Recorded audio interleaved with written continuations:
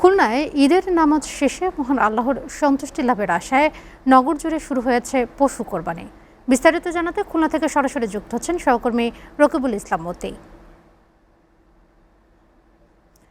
নামাজ শেষে কোরবানি ও বর্জ্য অপসারণের বিস্তারিত জানাবেন।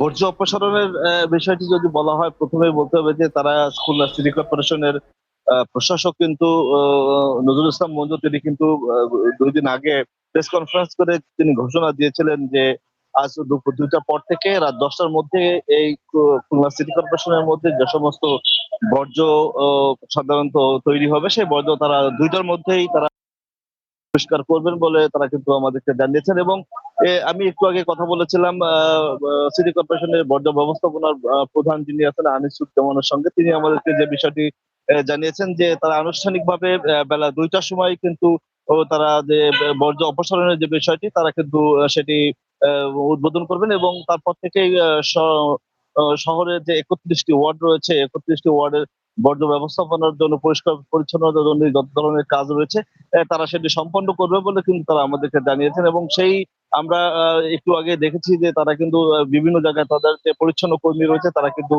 গাড়ি নিয়ে বেরিয়ে গেছে। এখন আমরা আমরা অবস্থান করছি খুলনা পাওয়ার হাউস মোড়ে।